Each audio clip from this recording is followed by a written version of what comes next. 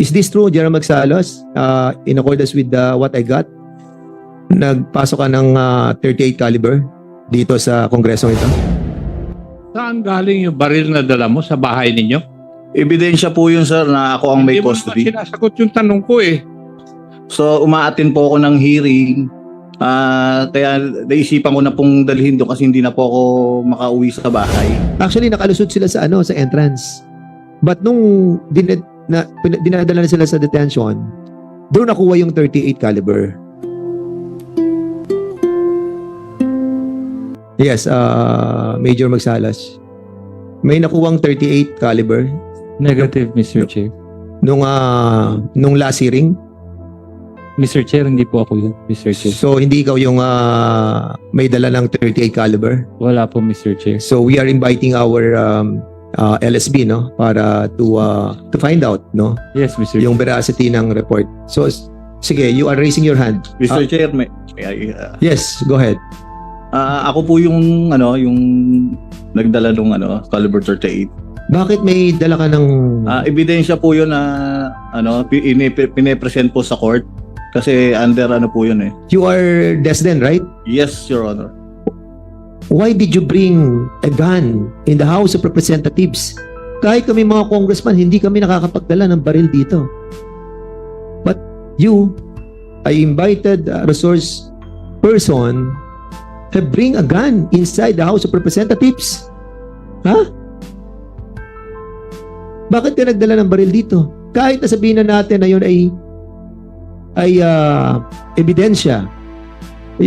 Saan ebidensya yun? Your Honor, na-restrict po kasi ako sa custody po ng NCRPO. So umaattend po ako ng hearing. Kaya naisipan ko na pong dalhin doon kasi hindi na po ako makauwi sa bahay. Have you reported that sa gate? Na yun ay ginagamit sa ebidensya? Yes, Mr. Chair. Have you reported that? Yes, Mr. Chair. So in a while we'll be asking the PSB kung yun ay talagang sinabi mo doon sa report sa amin. But that worries us. Sige, Congressman Acop. Saan galing yung baril na dala mo sa bahay ninyo? Ebidensya po yun, sir, na ako ang may Hindi mo custody. naman sinasagot yung tanong ko eh. Saan galing yung baril? Kasi ang sagot mo kanina, hindi ka na makakabalik sa bahay. So saan galing yung baril na yun? Sa bahay po, Mr. Chair. Ebidensya na sa bahay. General Tates, is that in accordance with the rules? Hindi ba pag ebidensya, nandun sa evidence custodian, sa evidence room? That's correct, Your Honor. And that is the thing that I will have to look into, especially that before they were on house arrest here at the House of Representatives, they were under custodial under the custody of the regional headquarters, particularly at the regional headquarters support unit. Restrictive custody po sila doon, Your Honor. So, ang ibig lang sabihin nito, yung baril na ebidensya, naiuwi pala ng mga pulis. Hindi, kaya nga naiuwi din niya yung 27 million eh. Hindi. Binabasa ko kasi nag-worry ako, nag-report sa akin yung PSP na sinasabi yung baril na ipasok. Actually, nakalusot sila sa sa entrance. But nung dinadala na sila sa detention, doon nakuha yung 38 caliber. And now, nare-reveal pa na yun ay for evidence purposes. Now, galing sa bahay, dala mo. So, hindi ka ba mag-iisip? Di ba? If I may, Mr. Anyway, antayin lang natin sa PSB. So, you wanted to speak? Sige, Desden. Mr. Chair, nung kailan lang po, last week, LSP. umatin po ako ng hearing, Mr. Chair. Dala ko na po siya nung umatin ako ng hearing. No, again, I didn't get it. Come again? Mr. Chair, may expected kasi na hearing ako inatinan so kaya naisipan ko nang dalhin sa custodial facility yung ebidensya para hindi na po kasi ako makauwi, Mr. Chair. Okay naman yun, wala tayong problema doon. But the mere fact that evidence is part of the custody what do you call that unit nyo, dapat nandun yung barel di ba? Okay, clarification lang before I recognize Congressman na Tulfo, no? Kasi in the last hearing si Desden saka si Democrito, you told us that the money was not in the hotel Ang sabi niyo nandun sa DSOU di ba? You said that, di ba? And your superior, General Mariano, was saying na wala doon yung pera.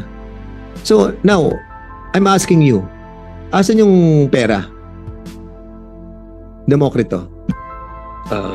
Your Honor, ang pagkakalan po, nandun lang po sa DSOU office po. Hindi, sabi nga ni General Mariano, wala doon kanina Ayun po ang pagkakalan. So sinasabi mo, nagsisinungaling si General Mariano? Hindi po. Hindi, sabi mo, wala sa hotel. Sabi mo, nasa DSOU. Opo. Sabi ni General Mariano, wala sa DSOU. So sino nagsisinungaling? Ikaw o si General Mariano? Sino nagsisinungaling? Ikaw o si General Mariano? Ang instruction Sino po sa- nagsisinungaling? Ikaw o si General Mariano? Yun ang tanong. Hindi po ako, Your Honor. Sino nga? Hindi ko po alam, Your Honor. Sabi ni General Mariano kanina, wala doon. Siya lang nagsabi dito. Ako hindi ko nga alam na wala doon. Akala ko nandun So, sabi niya wala doon. So, sino nagsisinungaling? Ang instruction po sa akin, Your Honor, yung po ang Hindi mo na. Pakisagot mo lang yung tanong. Sino nagsisinungaling? Ikaw o si General Mariano? Sa rango ko po, Your Honor, hindi ko po kayang direktahin ng ganun po yung ganyang kataas na official po, Your Honor. Pasensya na po.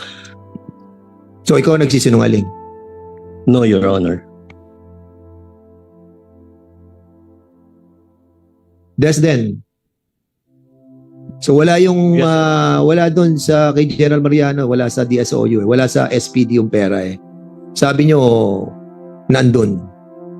I have no idea, Your Honor. Ganun din, nasasabihin Yes, mo. Your Honor. Pareho rin kayo ni Democrito. Yes, Your Honor. Kailan binili ang Bolt? Colonel Guevara? I cannot remember the particular day, Mr. Chair, but Ikaw bumili, hindi mo alam kung kailan. yes, Sabi mo, Mr. Chair. 29,000 yun. Yes, Mr. Chair. I think that was Tuesday, Mr. Chair.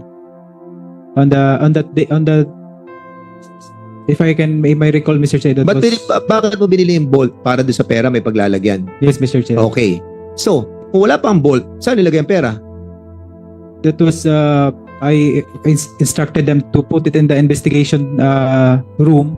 And Sabi nga ni General Mariano, wala yung pera doon andun po, Mr. Chair.